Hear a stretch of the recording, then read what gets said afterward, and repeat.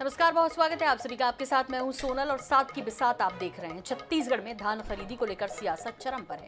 भाजपा के प्रदेश अध्यक्ष अरुण साव ने चावल खरीदी के बदले केंद्र से मिलने वाली राशि का आंकड़ा जारी करने की चुनौती प्रदेश सरकार को दी। इस पर क्या कहा सीएम ने, देखिए इस रिपोर्ट में। छत्तीसगढ़ में धान खरीदी किसी त्योहार से कम नहीं है। प्रदेश में बीते साल 24 लाख से ज्यादा किसानों ने 107 लाख मीट्रिक धान बेचा था। ऐसे में धान की एमएसपी से लेकर खरीदी तक सियासत हो रही है। भाजपा दावा कर रही है कि केंद्र सरकार के पैसों से प्रदेश में धान की खरीदी होती है, जबकि राज्य सरकार का दावा है कि केंद्र सरकार धान खरीदी के लिए 1 रुपए भी नहीं खर्च करती है। सरकार के प्रवक्ता मोहम्मद अकबर ने प्रेस कॉन्फ्रेंस आयोजित कर इस मुद्दे पर सरकार का पक्ष रखा, जिसके बाद भाजपा ने चावल खरीदी के बदले केंद्र से मिलने वाली राशि का आंकड़ा जारी करने की चुनौती दी। ये कांग्रेस का दोहरा चरित्र मुझे तो समझ में नहीं आता है। विधानसभा में ये स्वीकार करते हैं कि राज्य सरकार केंद्र के एजेंसी के रूप में धान की खरीदी करती है। दूसरा, इन्होंने विधानसभा में स्वीकार किया कि केंद्र सरकार ने इसके लिए 51,000 करोड़ रुपए दिए और भारत सरकार राज्य सरकार से धान से बने हुए चावल की खरीदी करती है। उसका भुगतान, धान का जो समर्थन मूल्य निर्धारित है उसके अलावा भी हैंडलिंग का, ट्रांसपोर्टिंग का, सूतली का, बोरे का, ये सब पैसा भारत सरकार देती है। तो ये दोहरा चरित्र है कांग्रेस का, जो इस मामले में फिर से उजागर हो रहा है। छत्तीसगढ़ के धान को चावल के रूप में भारत सरकार खरीदती है और उसका पैसे का भुगतान केंद्र सरकार करती है। मोहम्मद अकबर जी, जनता के बीच भ्रम फैलाना बंद करें और मैं चुनौती देता हूं कि आप आएं और आंकड़े जारी करें कि धान खरीदी और चावल के खरीदी पे केंद्र सरकार ने राज्य सरकार को कितनी राशि दी है। प्रदेश के मुखिया भूपेश बघेल ने भाजपा की इस चुनौती का जवाब तल्ख अंदाज में दिया है। उन्होंने भाजपा के दावे को बेबुनियादी करार दिया है और प्रदेश में एफसीआई के माध्यम से धान खरीदी कराए जाने की चुनौती पेश कर दी है। उनका तो झूठ बोलने की फैक्ट्री से सीख के आए हैं, तो झूठ ही बोलेंगे, अफवाह फैलाएंगे। एक झूठ को 100 बार बोलो तो सच महसूस होता है। लेकिन छत्तीसगढ़ की जनता जानती है, यदि केंद्र सरकार देती तो रमन सिंह जी फिर 10 क्विंटल क्यों धान का किए थे। दूसरी बात यह है कि सेंट्रल गवर्नमेंट खरीदती है कहाँ? हरियाणा और पंजाब में, जो एफसीआई खरीदती है। एफसीआई खरीदे ना, यहाँ पूरा सिस्टम किसका है? मार्केटिंग फेडरेशन किसका है? राज्य का। उसके बाद जिला में डीओ किसका है? राज्य सरकार का। सोसाइटी किसकी है? राज्य सरकार की। धान उपार्जन संग्रहण केंद्र राज्य सरकार की। धान खरीदी केंद्र राज्य सरकार की। तनख्वाह कौन देती है? राज्य सरकार। सोसाइटी में किसके कर्मचारी हैं? यहाँ एफसीआई है। एफसीआई केवल चावल लेती है। पंजाब और हरियाणा में भारत सरकार एफसीआई के माध्यम से धान खरीदती है और यदि ऐसा है तो एफसीआई के माध्यम से खरीदी कर ले। छत्तीसगढ़ की सियासत में धान और किसान का मुद्दा सबसे अहम रहा है। इसको आधार बनाकर कांग्रेस ने 15 सालों तक वनवास खत्म किया और प्रदेश की सत्ता पर कब्जा जमा लिया। सीधे तौर पर कहा जा रहा है कि धान और किसान के मुद्दे पर कांग्रेस और भाजपा दोनों ही दल सियासी बढ़त हासिल करना चाहते हैं। रायपुर से INS 24/7 के लिए गौरव शर्मा की रिपोर्ट। छत्तीसगढ़ में इस साल के अंत में विधानसभा चुनाव है, जिसे लेकर कांग्रेस और भाजपा ने अपनी एक्सरसाइज शुरू कर दी है। कांग्रेस ने जहां संभागीय कार्यकर्ता सम्मेलन के जरिए चुनावी शंखनाद किया, वहीं भाजपा महासंपर्क अभियान में जुटी है। कैसी है सियासी दलों की तैयारियां और कौन किस पर भारी दिख रहा है, इस रिपोर्ट में दिखाते हैं। छत्तीसगढ़ में गर्मी चरम पर है। सियासी गलियारों में भी तपिश देखते ही बनती है। तपती गर्मी के बावजूद सियासी दल जनता से नजदीकी बनाने की कवायद में जुटे हैं। कांग्रेस संभागीय सम्मेलन कर रही है, तो वहीं भाजपा का फोकस मोदी सरकार की 9 साल की उपलब्धियों को जनमानस तक पहुंचाने चलाए जा रहे महासंपर्क अभियान में है। संभागीय सम्मेलनों के बाद कांग्रेस अब बूथ, जोन, सेक्टर तक पहुंचने की तैयारी कर रही है। दूसरी ओर भाजपा भी प्रबुद्ध सम्मेलन, महासंपर्क अभियान, टिफिन पर बात जैसे कार्यक्रम कर रही है। भाजपा के प्रदेश अध्यक्ष अरुण साव कहते हैं कि इन कार्यक्रमों के माध्यम से पार्टी अधिक से अधिक लोगों तक पहुंचेगी। वहीं मुख्यमंत्री भूपेश बघेल का कहना है कि हम भेंट मुलाकात से लेकर संभागीय सम्मेलनों तक कई कार्यक्रम कर चुके हैं, लगभग हर विधानसभा तक पहुंच चुके हैं, अब बूथ जोन सेक्टर में भी कार्यक्रम करेंगे। नरेंद्र मोदी जी के नेतृत्व वाली सरकार के 9 साल पूरा होने पर भारतीय जनता पार्टी ने 30 मई से 30 जून तक महाजनसंपर्क अभियान का कार्यक्रम तय किया है। इस दौरान अलग अलग वर्ग के लोगों से मिलने का, उनसे संवाद करने का कार्यक्रम पार्टी ने निर्धारित किया है और लगातार इन कार्यक्रमों में जो लोगों का हुजूम उमड़ रहा है और इस दौरान बड़ी संख्या में लोग भारतीय जनता पार्टी में शामिल हो रहे हैं, निश्चित रूप से इस अभियान का बड़ा प्रतिसाद भारतीय जनता पार्टी को मिल रहा है। शैलजा जी की उपस्थिति और सभी आदरणीय चरणदास महंत जी सभी जगह उपस्थित रहे, हमारी विधानसभा का अध्यक्ष और सभी मंत्रीगण अलग अलग स्थानों में सम्मिलित होते रहे और इससे निश्चित रूप से कार्यकर्ताओं में जोश और उत्साह का संचार हुआ है और आने वाले समय में अब सेक्टर, जोन और उसके बाद फिर बूथ लेवल के जो प्रशिक्षण है उसका कार्यक्रम होगा पूरा सभी 90 विधानसभा में। लगातार दौरे करते रहे, जनता के बीच में रहे, कार्यकर्ताओं के बीच में रहे। भेंट मुलाकात कार्यक्रम में जहां आम जनता से मुलाकात हुई, वहां सामाजिक संगठन के लोगों से भी मुलाकात मैंने की। कांग्रेस और भाजपा दोनों ही प्रमुख राजनीतिक दल चुनावी तैयारियों में जुटे हैं। हर दिन जनता से जुड़े मुद्दों पर सियासी जंग भी देखने को मिल रही है।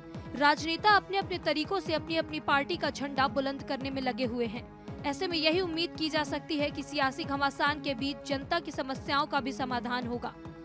रायपुर से गौरव शर्मा और स्वप्निल गौरखेड़े की रिपोर्ट। छत्तीसगढ़ में मुख्यमंत्री पद को लेकर अनबन की कहानी तो पूरे प्रदेश ने सुनी, जिसके बाद जय वीरू की जोड़ी यानी कि सीएम भूपेश बघेल और स्वास्थ्य मंत्री टीएस सिंहदेव के रिश्तों में खटास की खबरें सुर्खियां बनने लगी। लेकिन अंबिकापुर में एक बार फिर जय वीरू की यही जोड़ी पुराने अंदाज में दिखी, जहां संभागीय कार्यकर्ता सम्मेलन के दौरान मुख्यमंत्री भूपेश बघेल और टीएस सिंहदेव एक दूसरे की हथेली का इस्तेमाल कर ताली बजाते दिखे।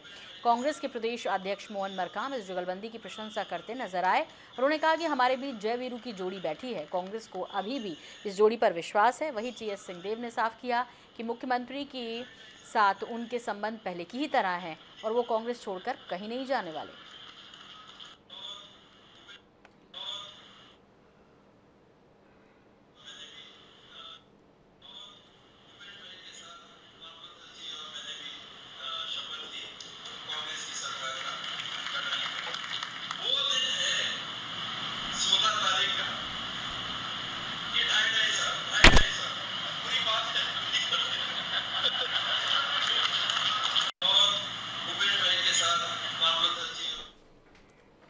इधर केंद्रीय मंत्री रेणुका सिंह ने प्रदेश सरकार पर जमकर निशाना साधा। उन्होंने कहा कि कांग्रेस ने 2018 में झूठा जन घोषणा पत्र के सहारे सरकार बनाई। उन्होंने कहा कि छत्तीसगढ़ सरकार केंद्र के भरोसे चल रही है। छत्तीसगढ़ विधानसभा चुनाव में सीएम फेस को लेकर उन्होंने कहा कि भाजपा के पास चेहरे की कमी नहीं है। उन्होंने कहा कि आचार संहिता लगने दीजिए, उसके बाद फेस सामने आएगा। रेणुका सिंह ने धर्मांतरण को प्रदेश सरकार का संरक्षण हासिल होने का भी हवाला दिया। उन्होंने कहा कि प्रदेश में भाजपा की सरकार थी तो चोरी छुपे धर्मांतरण होता था, लेकिन अब ऐसा नहीं है। कांग्रेस हमारे लिए कोई चुनौती नहीं है। आप सब जानते हैं कि 2018 के चुनाव में 36 जन घोषणा पत्र को लेकर ये जनता के सामने एक बहुत बड़ा झूठ परोस कर सरकार बना लिए, लेकिन ये 4.5 साल बीत गए। 4.5 साल में आप देख रहे हैं वो घोषणा भी पूरी नहीं किए हैं। इसके साथ साथ भारत सरकार अनेक मंत्रालय और विभागों के माध्यम से छत्तीसगढ़ प्रदेश की जनता के लिए जो राशि भेजती है उसका पूरी तरीके से बंदरबाट हो रहा है, चाहे मेरा ही मंत्रालय क्यों ना हो। भारतीय जनता पार्टी के पास फेस की कोई कमी नहीं है। अभी आचार संहिता लगने दीजिए, इसके बाद जो फेस है वो सामने आएगा।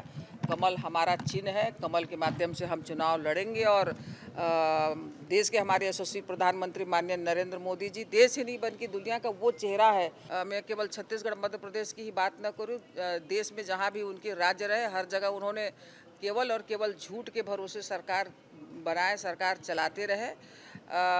मैं गवाह हूँ, मेरे ही क्षेत्र में एक जगह धर्मांतरण का काम हो रहा था, उसमें पुलिस ने उन्हें परमिशन दिया था और पुलिस की सुरक्षा में वहाँ पर धर्मांतरण हो रहा था।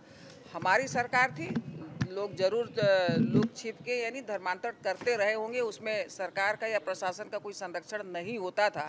लेकिन ये बहुत ताज्जुब की बात है कि कैसी सरकार है। धार में भीषण पेयजल संकट को लेकर INH 24/7 द्वारा दिखाई गई खबर का असर हुआ है। जिले के आला अधिकारी पीपलवा के खड़ापुरा गांव में पहुंचकर तत्काल बोरिंग खनन करवाया। जिले के आला अधिकारी पीपलवा के खड़ापुरा गांव में पहुंचे और तत्काल बोरिंग खनन किया। पेयजल की समस्या से जूझ रहे ग्रामीणों में खुशी का माहौल है। आपको बता दें कि जिले के गांव विकासखंड की ग्राम पंचायत थाना के ग्राम पीपलवा के खड़ापुरा में पेयजल संकट की खबर को INH 24/7 ने प्रमुखता से दिखाया था। खड़ापुरा की महिलाएं और पुरुष 30 से 40 फुट गहरे कुएं में सीढ़ी के सहारे उतरकर पानी निकाल रहे हैं। INH की खबर पर जिले के आला अधिकारियों ने तुरंत एक्शन लिया। PHE द्वारा बोरिंग खनन किया गया। वहीं जनपद पंचायत बाग के CO ने ग्राम पंचायत के सचिव और सरपंच के साथ पीपलवा के खड़ापुरा का जायजा लेकर टंकी और मोटर लगाने की भी बात कही। लगभग 400 फीट पर पर्याप्त पानी निकलने के बाद ग्रामीणों के चेहरे खिल उठे।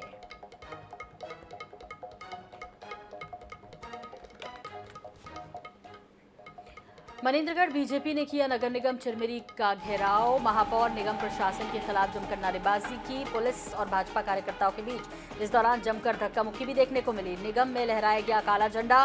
कर्मचारियों के वेतन को लेकर यह प्रदर्शन है पूरा। पुलिस और भाजपा कार्यकर्ताओं के बीच जमकर धक्का मुक्की भी इस दौरान हुई है।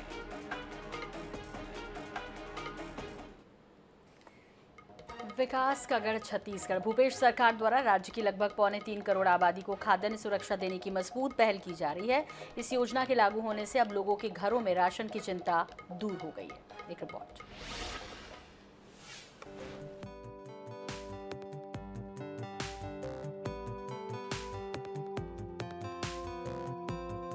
छत्तीसगढ़ में भूपेश सरकार ने यूनिवर्सल PDS योजना 2 अक्टूबर 2019 को महात्मा गांधी की 150वीं जयंती के मौके पर शुरू की, जिसके बाद से अब तक इस योजना का लाभ 69.67 लाख परिवारों को मिल रहा है। योजना में BPL और APL कार्डधारी परिवारों को 35 किलो खाद्यान्न सस्ते दर पर उपलब्ध कराया जा रहा है। इस योजना में राज्य में कोटवार से लेकर कलेक्टर तक और पार्षद से लेकर के मंत्री तक सभी के राशन कार्ड बनवाए गए हैं। सर्वभौम PDS योजना यूनिवर्सल PDS योजना है। 100% लोगों को कवर्ड करता है योजना और सार्वजनिक वितरण प्रणाली में सभी लोगों के लिए जो मांगेगा उसको कार्ड देना है और उन लोगों को पात्रता अनुसार राशन एवं अन्य सामग्री वितरण करना है। तो इसके तहत आज पूरे प्रदेश में पहले ये संख्या लगभग 58 लाख था, ये बढ़ करके आज 75 लाख से ऊपर हो गया है। इस प्रकार से हम देखेंगे कि सर्वभौम PDS योजना जब से लागू हुआ है कहीं भी किसी को भी खाने की दिक्कत नहीं है, फूड का क्राइसिस नहीं है, किसी प्रकार की भूख से मौत की शिकायत इतने बड़ी त्रासदी आने के बाद भी कोविड पीरियड में भी कहीं से नहीं आया। तो पूरे हिंदुस्तान में छत्तीसगढ़ का जो सर्वभौम PDS योजना है, जिसको हम इंग्लिश में यूनिवर्सल PDS सिस्टम बोलते हैं, उसके तहत 100% लोग कवर्ड हैं। राज्य में यूनिवर्सल PDS लागू होने के बाद खाद्यान्न सुरक्षा का दायरा बढ़ने से भूपेश सरकार के प्रति लोगों का विश्वास बढ़ा है।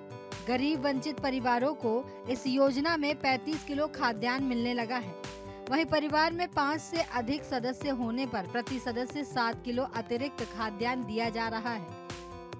चावल, शक्कर, मट्टी तेल, नमक, बुकेस वगैरह साहब अच्छा काम कर रहे हैं, अच्छा भी है। फ्री में दे रहे हैं चावल। हाँ, गरीबों के लिए अच्छा काम कर रहे हैं, सब जगह दे रहे हैं फ्री में। सरकार से हमें 35 किलो चावल, शक्कर और नमक मिल रहा है, जिससे गरीबों की भूख को उसकी पूर्ति के लिए अच्छा काम हो रहा है।